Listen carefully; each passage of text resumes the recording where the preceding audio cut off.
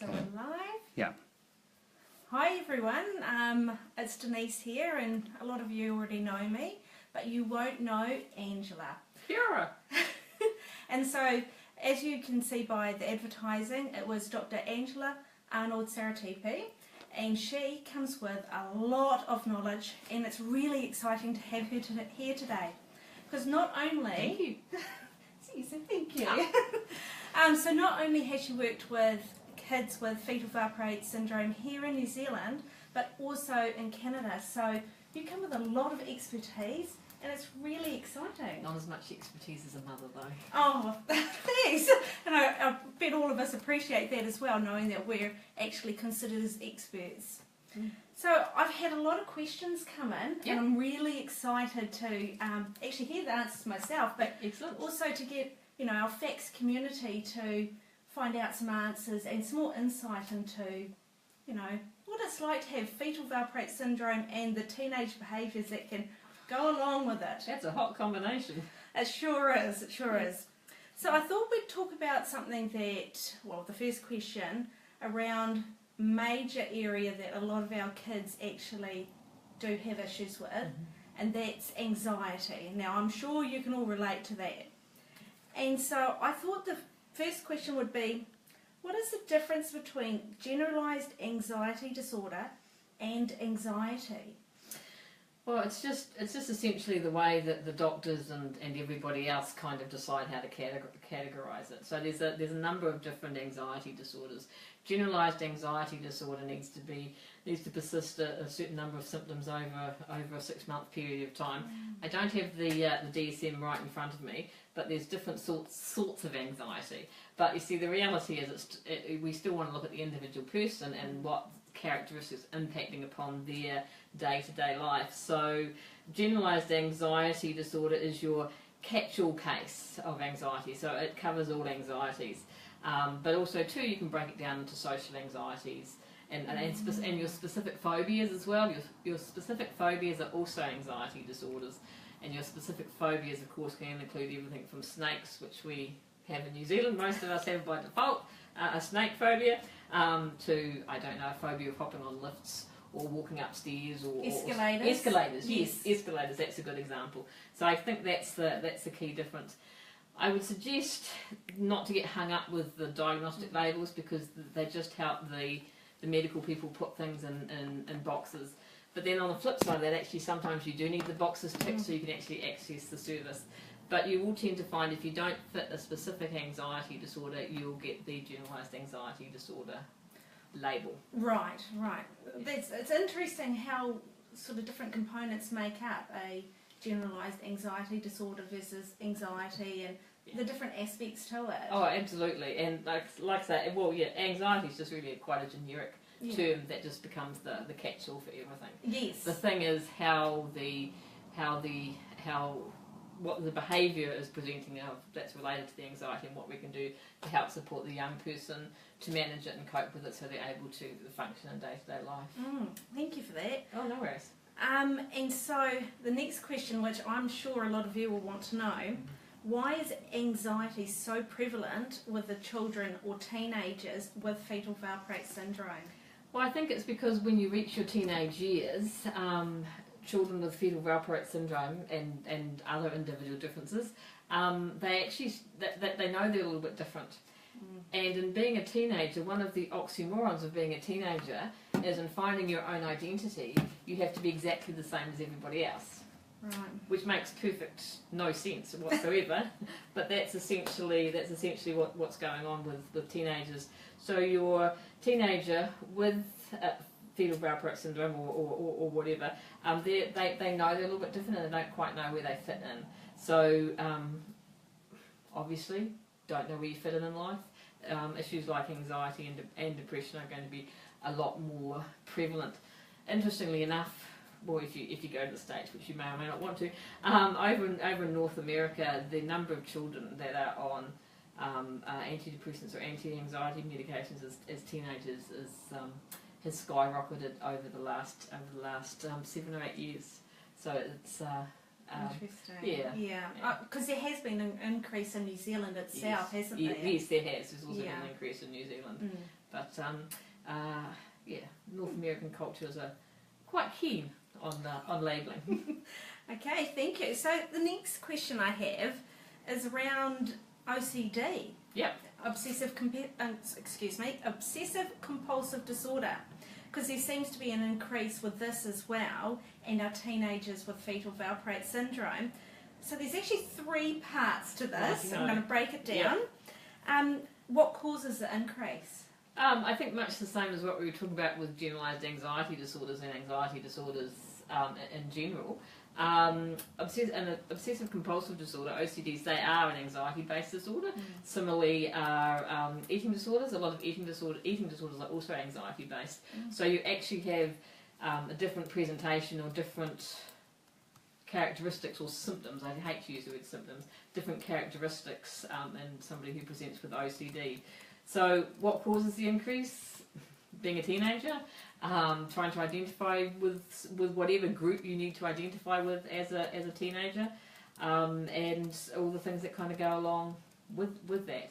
So when we're talking about an increase, are we talking about an increase in just people? So more people with FVS are getting diagnosed with OCD? Well, I think it's showing that, you know, when they were children, for example, there might have been a few little traits happening. Okay, so a bit quirky? Yeah, a little bit quirky, and you think, oh, this isn't quite fitting in somewhere. And then as they've hit puberty, it seems like it's just gone whoosh and really skyrocketed up. Right. And that's what I'm meaning by the increase. Yeah. Okay, so the increase in it becomes more prevalent or noticeable in your teenage years.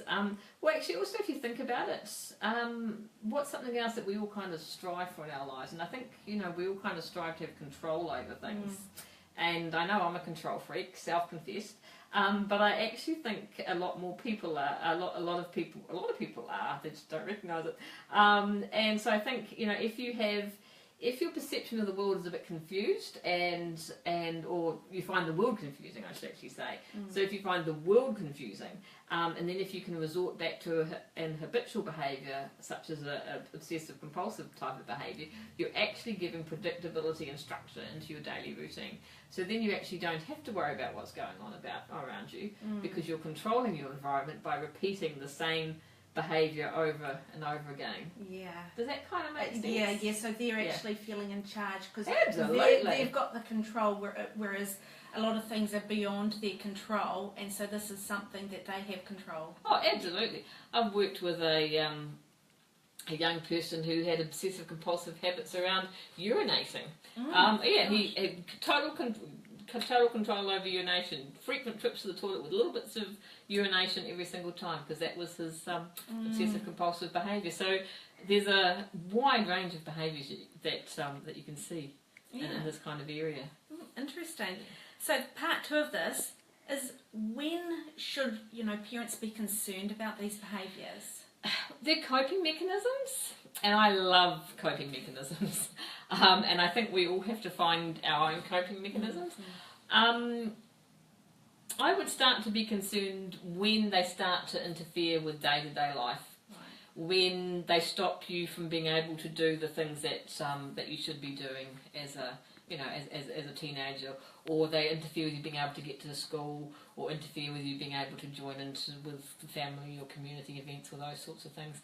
So that's when I think you should start to be concerned. Yeah. And so the third part of this one is, what help or support should, you know, we as parents be accessing for them? Well, if we're looking at teenagers, your best public support would be the child and adolescent mental health services. Right. I think that would be my first port of call. I know you're from all different areas of New Zealand, so that's all different services. But I think that's probably the first port of call. There are some private services around. So if you Google psychologists and OCD and anxiety disorders, you might get a few hits. So you may get a private practitioner as well. But if you're going down the public route, your only option is the child and adolescent mental health services. Yeah, and you're quite right. It is different from area to area, and Yes, of course yes. there would be waiting lists, and Yes, unfortunately there are they'd waiting be lists. prioritised. Yes, absolutely and, prioritised. yeah. So whether this would be seen as a high priority or not, Yeah. it would be hard to say. Oh, absolutely. Yeah. Obviously high priority things are behaviours that are likely to cause harm to self or others. Yes, yeah. No, thank you. So the next area we've got is we're talking about sort of aggression, and so the question has been raised, why has there been a dramatic shift in the pre-teen or teenager to a more sort of verbal and physical aggression? So we're talking about a movement from childhood to teenagehood. You see more aggression. Yes, that's right. Okay. So once again, I think you're just looking. Well, I'm sorry if there's lads out there. Sorry, lads. The testosterone really doesn't. Sorry, but it really doesn't help. Yeah. In this area. I think once again you're looking similarly at other sorts of different sorts of coping strategies. I'm not a big fan of the word aggression because it kind of implies an intent to harm, and I really don't think there's an intent to harm other people. I actually think the intent, the function is more a management strategy, which I appreciate we don't like. And it hurts either physically or psychologically. When people call us all sorts of wonderful, colourful names. Yeah. So I think it's So I've got off track a little bit, haven't I? It's alright. I'm just looking and reading the question again because I'm a little bit off track. No, Yeah. but I mean, I can see what you're saying. So we shouldn't be looking at it as aggression because that's not actually what it is. Yeah, I don't think so. I don't. In most cases, there's no intent to harm somebody. Yes. It's just a reaction to a situation that they're unable to control or unable to cope with. Yeah. So, but also too, we have to remember in young people, things that we may think are no big deal, they're a big deal. And things that we may think are inconsequential, they are of big consequence to young people. And I had a sneak peek at the questions before, by the way. And so I noticed there was a question about teenagers, playing with younger children. Well, the nature of teenagers is one moment they're behaving like a 3-year-old, and the next moment they're behaving like a 30-year-old. And that's really hard, I think, for parents to live with because you never know which side they're going to flip to. No, and this is actually conversations I have had with parents before, is that exact thing of 1 minute they could be acting, like a 3-year-old or a 13-year-old, and you're quite right, and then they could be acting like a 30-year-old, and so you never know what at a given time what they're going to be like. No, that's right. That's right, and that's when, as a parent, you have to grit your teeth a lot. I'm sorry, you have to just this is this moment in time, and just grit your teeth and kind of move on it, and let them have their little weeks back if that's what they need to have. That's absolutely fine. But it's if you try and engage at these moments in time, it's probably just going to escalate the situation. I know if I was upset and someone told me to calm down, I'd probably smack them too. Yeah. Because it's if you've lost control of yourself, you're not likely to be able to respond.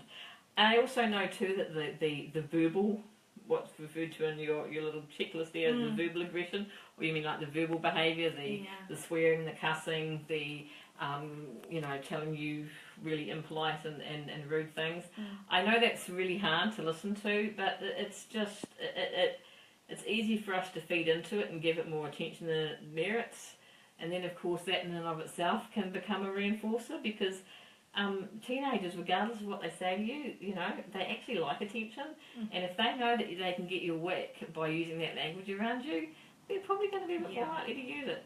So I think you've got to think about those sorts of functions of behaviour as well.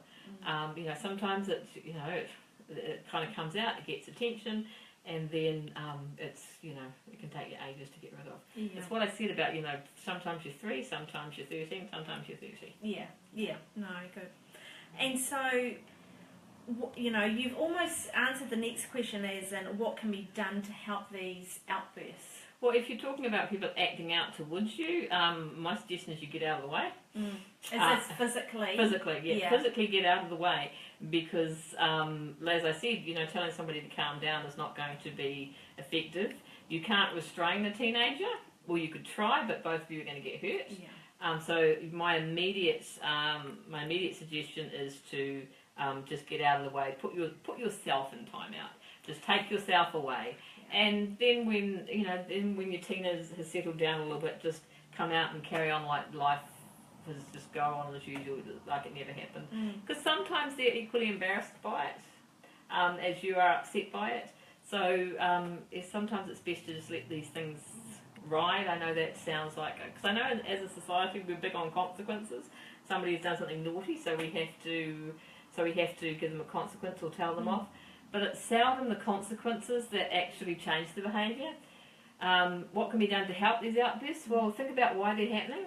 Are we having meltdowns, which we can't control, which are potentially more related to being overwhelmed, more sensory type issues, or are we having a temper tantrum? If we're having a temper tantrum, what's the function of the temper tantrum? And then by giving the young person tools and skills to use so they don't have to have a temper tantrum, that in the long run is going to be a far more effective intervention than just sending people to their room. Or my personal favourite, which has now come to New Zealand, but my personal favourite in North America is grounding children, taking their technology away from them, and no TV, no phones, no friends over, all those sorts of things, and they're not allowed to leave the house. Well, hey, look, if I was grounded as a teenager, I'd be straight out the door because everything's been taken away from me. So what's the point of behaving? I've lost everything. Yeah. So you have to be careful about delivering those sorts of consequences. Yeah. So it's more about when the outbursts aren't occurring and having those conversations and putting things into place. Absolutely. Rather than wait until it's occurred and then going, it's almost, right, I don't know, I think we get caught up in the moment sometimes as well, and we're thinking, well, what am I going to do? And so it's about that pre-planning, absolutely, pre-discussions, and everything. And I appreciate it's semantics, but you're actually better off to say, well, you've got appropriate behaviour, you can have all these things, rather than waiting for the inappropriate behaviour and taking it away. So it's because the reality is, phones and these sorts of things, they're not rights, they're privileges. So behavioural contracts with your teenagers. If I see these sorts of behaviours, you can have all your stuff. But if we don't see these behaviours, so you earn the privileges rather than have the privileges taken away from you. Does that kind of make sense? Yeah, it does. Yeah, thank you. Now our next topic, it's a difficult topic because I obviously am involved with quite a few parents, and the parents who are talking about this, it's hard for them to talk about, and so I'm really pleased that this topic is coming up, and it's around self-harm. And so I suppose there's we've got three different parts to this. Why do teenagers self-harm? To feel something. I know that it's a little bit different for all teenagers, but if we're talking about self-harming, like I think cutting is probably the most prevalent self-harm. If we're talking about cutting, it's often to feel something, to have a sensation. If you're having difficulty understanding the social world that we live in, or if you're having difficulty understanding or comprehending emotions, everybody else is doing this stuff and you're kind of not, and it's kind of like, well, how do I feel? What am I supposed to feel? So a lot of self-harming behaviours can be related to that. Self-harming behaviours are also incredibly attention motivated as well, because they do tend to get a lot of attention because we have to attend to it. And I would, never, I never suggest you don't attend to it, because obviously if there's physical injury you have to, but you do want to keep it in the back of your mind that there are often these sorts of behaviours that have more than one purpose. Some of it is just to feel something, and some of it is the changes in the environment that happen because of it. Right, yeah, and I can see where you're coming from when you're talking about they're not understanding the world, like the social and the emotional interactions, and because a lot of our kids do struggle with that, you know, that have fetal valparate syndrome, because we're going to actually bring this up very soon, and that's around the autistic spectrum disorder. And, you know, there are a lot of our kids who have that, and so to try and socially understand and emotionally understand the world, it can be very confusing for them. Oh, absolutely. Working, it was actually a person with an autism spectrum disorder that I worked with many years ago, who was also a teenager, who had a lot of self-harming behaviour. And I mentioned to you before, she used to pick the skin on her shoulders, and she'd pick it all the way down to the bone. And we were working with her in a closed environment, and it was actually a biobehavioural unit within a children's hospital, and we could not figure out, you know, what was motivating a lot of this, and our working hypothesis in the end was just, you know, it actually felt good. You know, it was some sort of endorphin release or something going on. So, you know, if you're confused and you want to feel something, well, you feel something, and then you get a little bit of a bit of a buzz out of it. It's a very complex behaviour, and I don't want you to think that I've just covered the surface of it, I think is what I'm trying to say. I've just touched on the surface. Because every young person is different, but those are a couple of things to just keep in the back of your mind. Yeah, and I think our next parts of this are actually going to cover a bit of that. And so part 2 of this is, what help can they access regarding it? Well, once again, you've got the Child and Adolescent Community Mental Health Services is the best place for you to go if you can find a private practitioner. I know that that Denise, you're going to put up all the helplines after this talk. You've got your suicide crisis helpline, which is 24/7. Obviously, if that's the level of self-harm that's happening, there's youth line, kids line.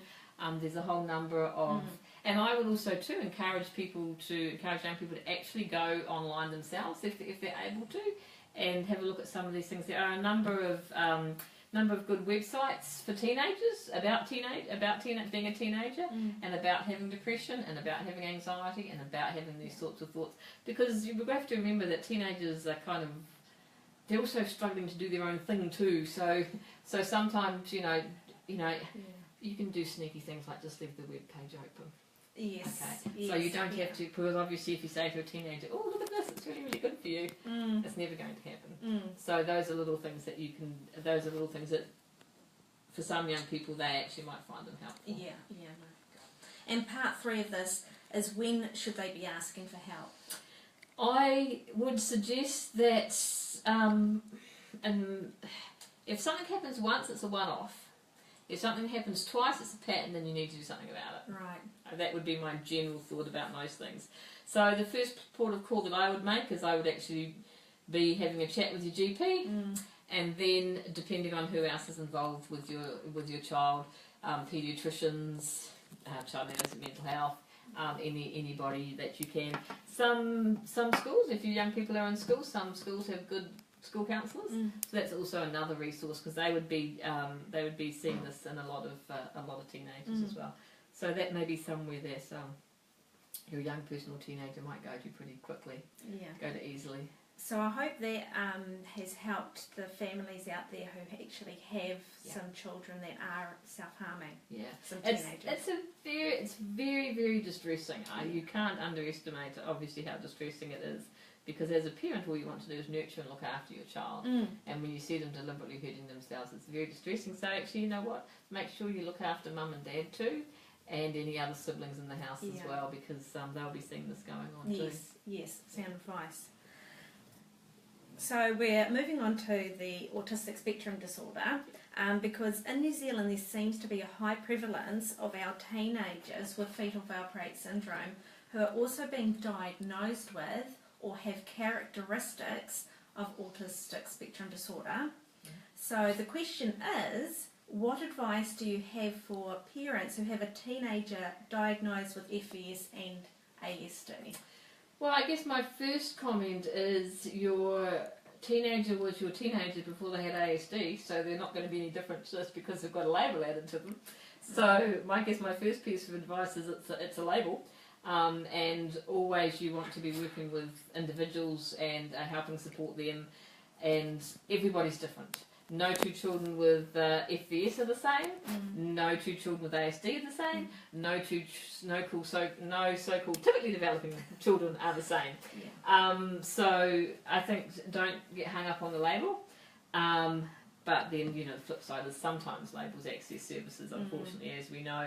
So I actually think you're getting a lot of diagnosis of ASD in people with fetal valproate syndrome because of the overlap in characteristics.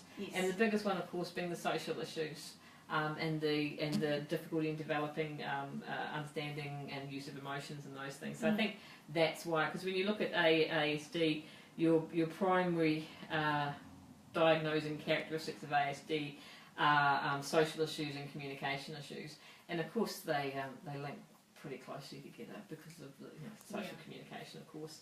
So I think that's why it's happening, and I think also it's happening because a lot of people don't understand fetal valproate syndrome. Families with children with ASD, they get another full raft of diagnoses because people don't always understand ASD, so they'll also get attention deficit disorder, attention deficit hyperactivity disorder, just if you need a bonus, and then a whole lot of other labels after them, where actually they're all permutations and connotations of their ASD characteristics, which I think is what you're seeing here too. Yes. It's the your underlying issue is fetal valproate syndrome. There's a clear etiology, a clear cause to that. Yes. And in my humble opinion, that's your primary diagnosis, because there's a clear event that a clear etiology that led to that diagnosis. So I totally agree, because we always talk about the primary and the secondaries, and the primary being fetal valproate syndrome, and everything else that goes along with it is all the secondary conditions. Oh, absolutely. And how many letters of the alphabet do you want after your kid's name? That's right. Except, like you're saying before, it can actually help to get supports that weren't available to you before. Absolutely. And also the other thing is, sometimes it helps other people understand. Yes.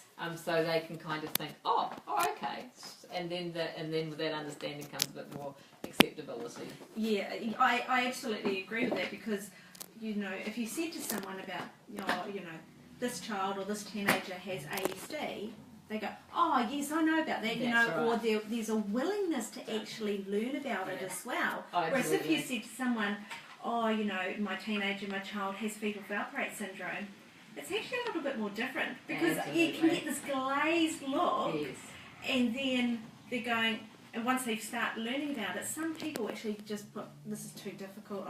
Too hard for us. I'm sorry, I just can't. Oh, absolutely. And 15 years ago, people would have got the glazed over look when you said ASD. Yes, that's exactly right. Yes. So hopefully with groups like this and organisations like this, that people won't get the same glazed over look. Yes, in 15 years' time. Well, hopefully in 15 years' time. I'm hoping there'll be a lot less. There'll be a lot less, exactly. Yes, no, that's great, thank you. And it leads on perfectly to our next one, which is about sensory. And we've actually got, 3 different sort of questions here. So, is there any point in getting a teenager diagnosed with sensory processing disorder? Well, I think that came into our last question as well. How many letters do you want after your child's name? If it adds meaning for you, and if it adds meaning for your child, then yes. Otherwise, it's just more characteristics of the of FVS. So it's up to you. I would never question a family's decision to go down a certain path, because obviously it's meaningful for them. Yes, that's right. So if you think it's going to help you, and if you think it's going to help people understand your child better, then absolutely. So for those that are wanting to have a diagnosis, where would they actually get the assessment done? Oh, that's actually a really good question. That is a really good question. And seriously, I'm not 100% certain. I know that OTs I've worked with in the past tend to be the group who are most knowledgeable around sensory and processing disorder, but then technically OTs can't diagnose. So yes, this is an interesting question. Yes, that's interesting. So, one we don't have an answer for. Yeah, no, sorry, I can't give you a direct answer for that. No. Okay, maybe. Might try and find that one out. Why not? Yeah, maybe an SLT. No, an SLT wouldn't do that. It would. be in the ballpark of occupational therapists. So, yeah, sorry about that, folks. So the sort of third question here is, what socially acceptable strategies would you suggest a teenager uses when they are having sensory issues? Okay, I guess it depends on what sensory issues are, and I'm sorry to sound like incredibly vague, but it's giving people tools to cope. Tools to cope that are, as the question says, that are socially acceptable to others. Yes. So if the sensory issues are problems with loud noises, then good old-fashioned pair of earplugs never went amiss. Or making sure people have the skills to say, I'm sorry, it's too loud in here, and being able to leave. So to teach somebody that's a two-pronged approach. First of all, you've got to make sure they have the words. Yes. It's too loud in here, I need to leave. Yes. And then you have to support them to have the courage or the bravery to actually do it. Yes. So knowing a skill and doing a skill are two different things. Yeah. So that's when I think you need to call in other people in the environment to help as well. So that a teacher or somebody can say, oh gosh, is it a bit loud in here? And then your young person can say, yeah, it's too loud in here, I need to go. So just providing that extra scaffolding or that extra prompting to help support the young person to be able to move on. Yeah. So that's an example for maybe sounds. What other sorts of sensory issues do you think are relevant? Yes, a lot of our kids are around sound, but there is, of course, others. Some of them are to do with animals.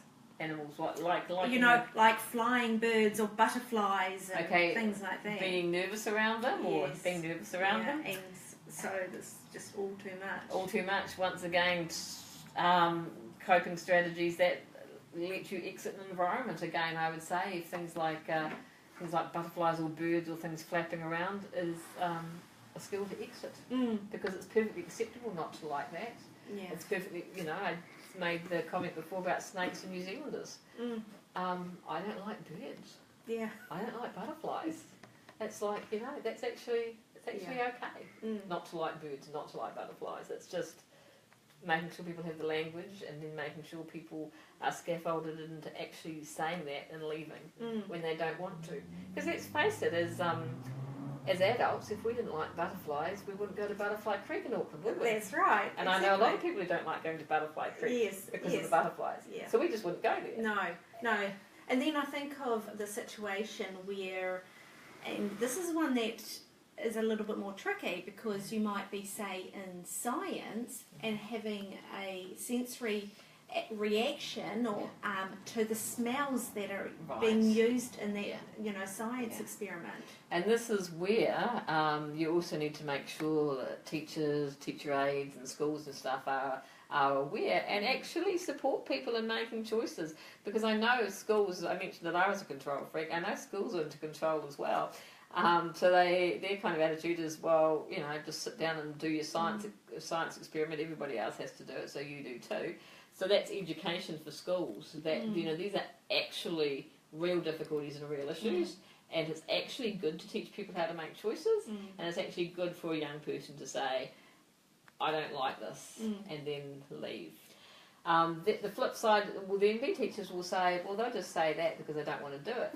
Yeah. And interestingly enough, the children and young people that I've worked with who actually have genuine issues, they don't overuse it. It's the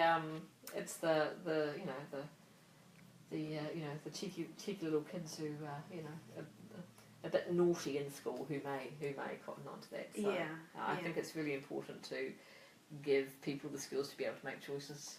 And so I think voice those choices. You're absolutely right, and I think it's important that the schools are also then involved with communication with you. Absolutely. And maybe that's in the form of an IEP or Definitely. Because if you have a child who has sensory issues, you need to have all the teachers informed, because if they're thinking, oh, this child's just trying to skive off getting out of science, and actually it's not, it's because of the sensory thing, and knowing that, okay, so when this happens, we might need to have a 10-minute break so they can go outside for a walk or And as you know, as a mum, advocacy is hugely important.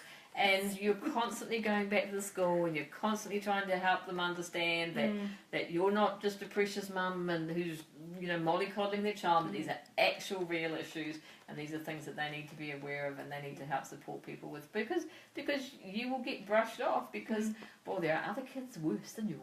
Yes, the amount of times I've heard that personally. And it's just not relevant, and it's really not your problem. Yes. That there are worse kids than yours. Yes. It's you're advocating for your child. Yes, you become that mother, but you do so proudly.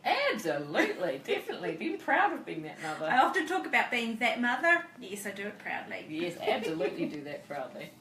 And so this is actually another nice lead-in, because we're going to talk about meltdowns. And it's, again, a two-part one. When our teenager has a meltdown, what is the best support we can give them at that moment? Leave them alone. Yeah.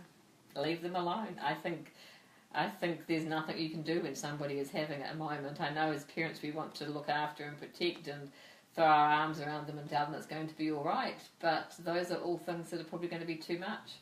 That probably actually will be a type reaction for them because they're not ready to do that. Also, too, we have to make sure we discriminate between meltdowns and tantrums.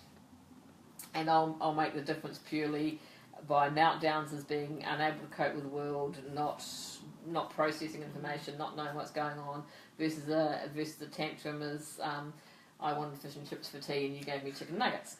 That's a tantrum.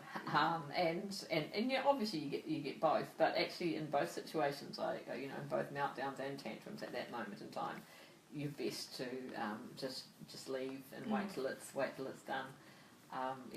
Telling a child when they're in the middle of it, or a young person when they're in the middle of a meltdown to calm down is it's not going to be effective. So at that moment in time, there's nothing you can do. It's working with the antecedents once again. So what are the triggers to the meltdowns? Can you identify triggers to the meltdown? Once again, I feel like I'm repeating myself, but are there things that you can help teach the young person so they can get themselves out of environments they don't like?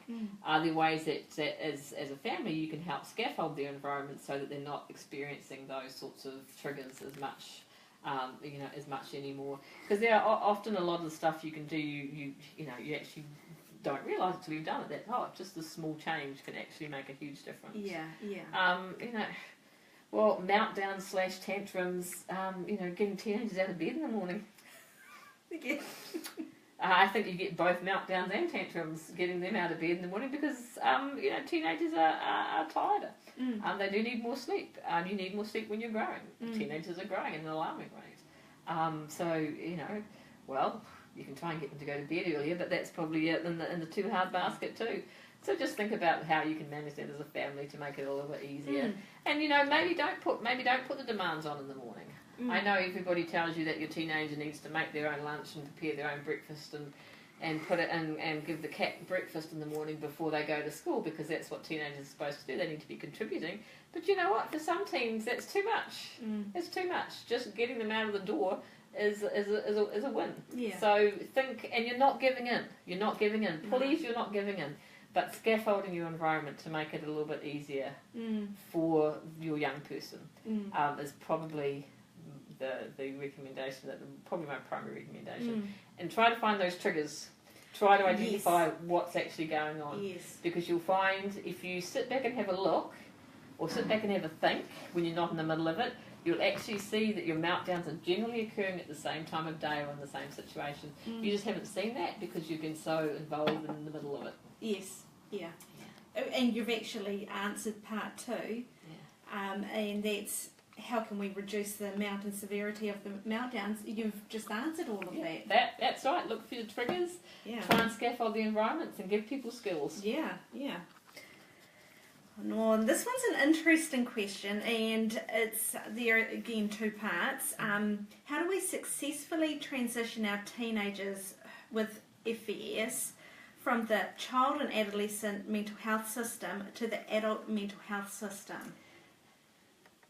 Unfortunately, there's a lot less support for adults than there is for children. You will find that it's actually the service that you're using that will facilitate that transition, which just normally involves, okay, your adult services now. And that can happen as young as 16, or it's normally happened by 18. And it also depends on, whether you're with paediatricians or you're with a mental health system, obviously, here. So, how do you successfully transition? No good answer, sorry. Yeah. Keep your fingers crossed. Find a private provider. But then that's really difficult for many, many families. In fact, that's too hard basket for most families, actually. And quite costly. Oh, exactly. So it would be get to know the people in your adult mental health system before you have to leave child and adolescent mental health. So you can start building up relationships with people before one relationship's gone. Yeah. I think so just having that period of time if you can. And talking to your child and adolescent providers and making sure that they give you enough notice. Because if you have a good child and adolescent provider, they'll actually help with that and make sure that you're not dropped cold turkey when you hit a certain age, depending on what area of Auckland you live in. Yeah. Or New Zealand. In New Zealand, because I'm just thinking, I mean, we know mental health system has been a lot in the media at the moment. Yeah. And so I think about our kids, and I'm just thinking we need to be getting them that support as much as we possibly can. And I think you're absolutely right. Seeing if they can't have a relationship with someone in the adult service before they actually move from the child and adolescent mental health system, because you need it to be successful, because you don't want things to build up. No, that's right, exactly. And you don't want there to be a hole or a gap in the services. No, that's right. Yeah. And so you've actually asked the at what age? Part 2 was about what age, and 16 or 18, and I think of the 16-year-olds really, and I mean a lot of them are younger.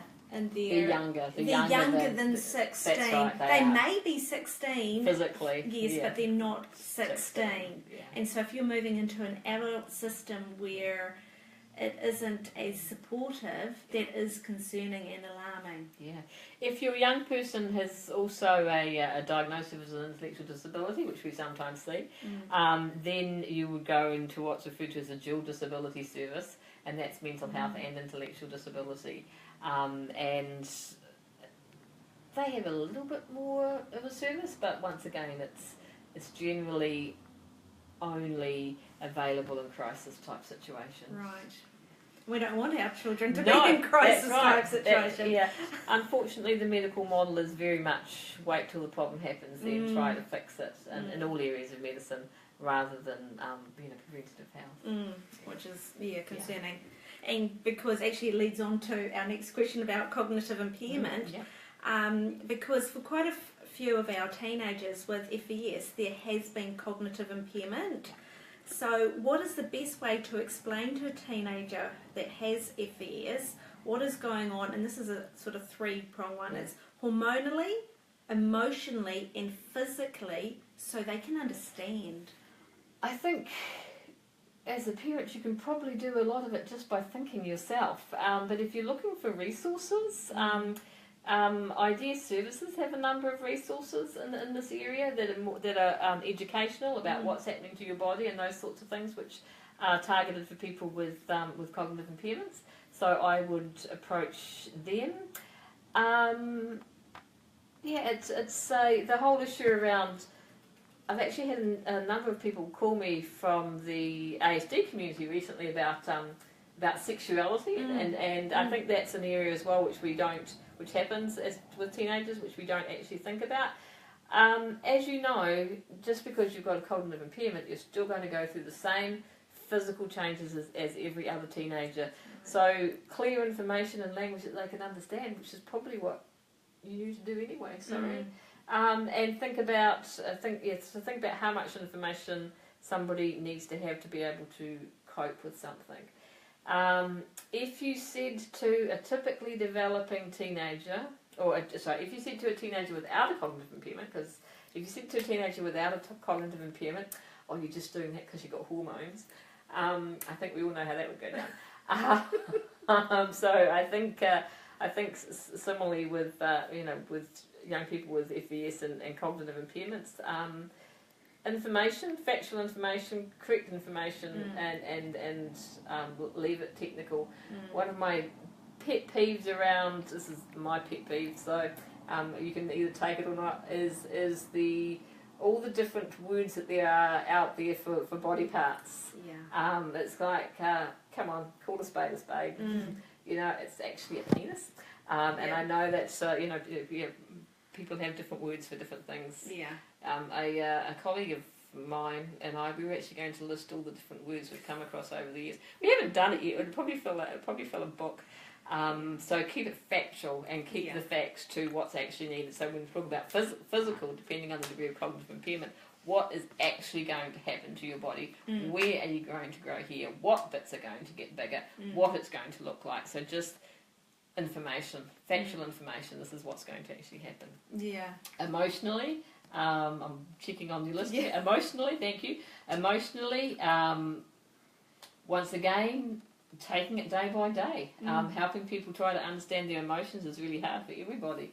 And recognising the fact that you're going to get these massive mood swings. And that's okay. Massive mood swings, I know it's really, really hard. I don't underestimate how hard it is, but massive mood swings are quite common in those adolescent years. So just understanding. And sometimes you just, as a parent, you just let it go. It's really not a big deal. I know it's hard, but just let it go. Yeah. And hormonally, once again, it's kind of like, well, if you've got, how much do people actually need to know about their hormones? And how much do adults know about their hormones anyway? So think about, make sure that the information that you give is observable, factual, and straightforward. And like I said, try idea services. Yeah, because I'm just thinking, with our teenagers, some of them might actually need it repeated over and over to actually, for it to be understood. Oh, absolutely. Books, visuals, pictures, please don't be shy. Yeah. Please don't be shy. Show people actual physical pictures of what's going to happen, and show people physical pictures of what they may need to do, how young women need to insert tampons or use pads, and how men have to clean their foreskins and these sorts of things. Yeah, pictures. Yeah. Absolutely pictures, and don't be shy about it. Yeah. Yeah. I mean, as parents, we probably don't want to be thinking about that, but actually it's important. Oh, because how else are they going to learn? It's human behaviour. It's biology. There's absolutely nothing we can do about it. And I know that as Kiwis, European Kiwis, we're a bit uptight because of the British blood, but it's just the body, and everybody has one. So absolutely, you do need to. Thank you for prompting me there. You do need to have resources that can constantly be referred to, pictures that need to be looked at, things that can be looked at over and over and over again. This is not a one-off conversation. No. And I think when I was in school, I think the conversation was about bees or butterflies. I actually don't think it involved people. So, it's, Whereas if you said that to our children about, it's the bees and the birds, they might actually go and look for bees and birds. Oh, absolutely. Absolutely. So people actually have to see what it is for themselves. It's having that knowledge. So don't be shy. So some of our children, our teenagers, they aren't as verbal as they could be. So how do we help our teenagers use their words? In what context do you mean? Are you talking about people who have problems with language and communication, or people who just can't talk about their feelings? No, it's more about that have problems with communication. Okay, with communication? Or depending upon the level of communication skills. I'm trying to think of a good example, actually.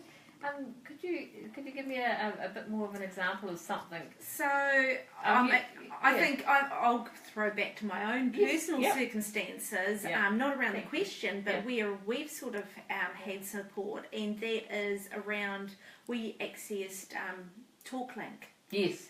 Oh, thank you. Yes. And that was able to provide one of our children with a voice, and what a significant voice and wonderful voice she had. Absolutely. So for those of you who aren't in Auckland, I think TalkLink's only in Auckland. I don't know the comparable services out throughout New Zealand. TalkLink can be accessed to provide computers and voice output devices and all sorts of things to help support young people. So I guess speech and language therapists will be your first port of call, and they would refer you to TalkLink. TalkLink's a government service, so you have to get referred to it. So those are the sorts of things I would suggest. Emotional language and stuff like that, people learn by seeing. Yes. So make sure you use that language yourself. I'm sad, I'm happy, I'm scared, that upset me. Yeah. Be honest with people. Remind people of the words that they're supposed to use.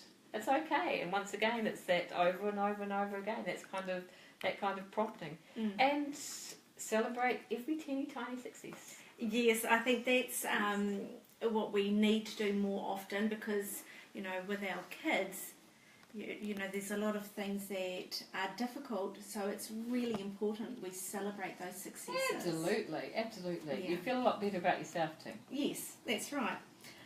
We've had a toileting question come in, and that's, how do we help them recognise the need to go? Okay, so that's a hard question to answer without knowing the toileting skills of people. But I'm assuming people are toilet trained, and maybe perhaps you remind them or tell them to go to the toilet, or have them on some sort of toileting schedule so they know when they're supposed to go, and that's when they empty their bladder. So going to the toilet, that's one skill. Recognising when you need to go to the toilet, you're quite right, that's a completely different skill. Yeah. So what you're asking the young person to do is you're asking them to recognise that their bladder is full, and you're asking them to contract those muscles that stop stuff from leaking out. And then you're asking them to recognise that, and then you're asking them to let go of those muscles when they're sitting on the toilets. The best way to do that is with things like wee alerts, or what's commonly referred to as the bell and pad method. The bell and pad method is used a lot for toilet training overnight dryness. So it's like a bed liner or a mattress protector that you put on the bed, and as soon as it detects moisture, it sounds an alarm. Obviously, when you hear an alarm sound, you naturally clench, and that helps people to learn to recognise the physical sensations around that. You can get detectors that you can actually put in underwear as well, that actually detect moisture and then sound an alarm.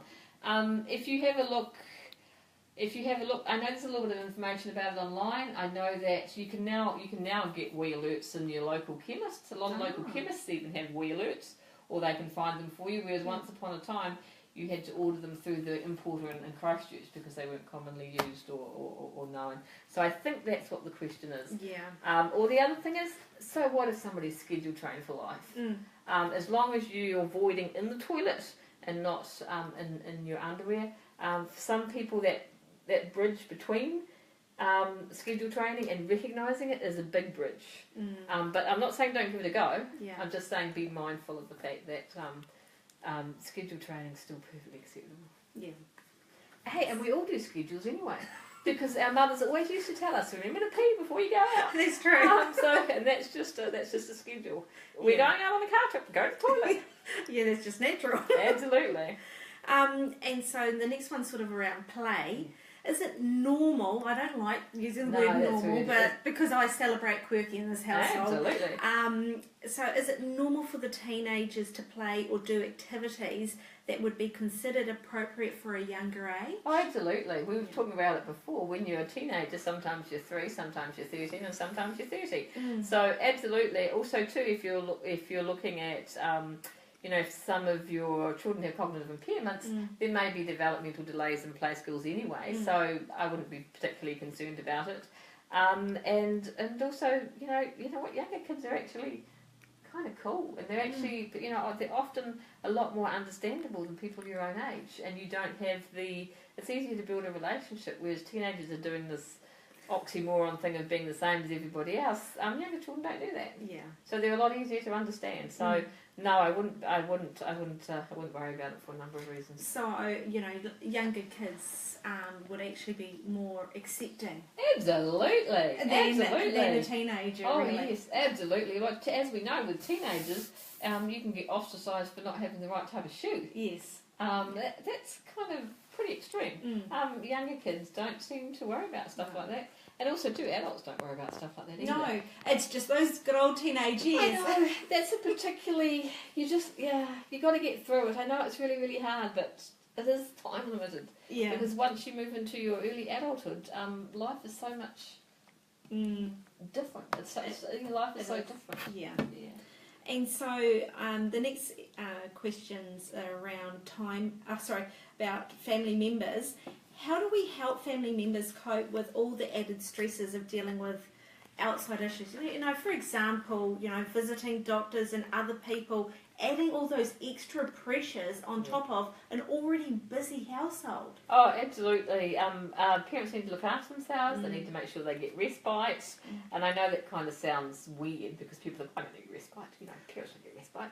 Well, actually, you know what? What happens is parents of these typically developing children, whatever they are, is they actually get natural respite because their kids go and stay with grandma more.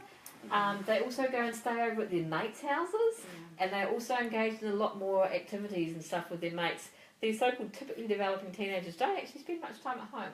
And we tend to find that our children who are a bit more quirky, they actually spend more time at home. Yeah. So you're not getting those natural opportunities to have a break. So you make sure that you actually get those and make sure you surround yourself with people that kind of understand.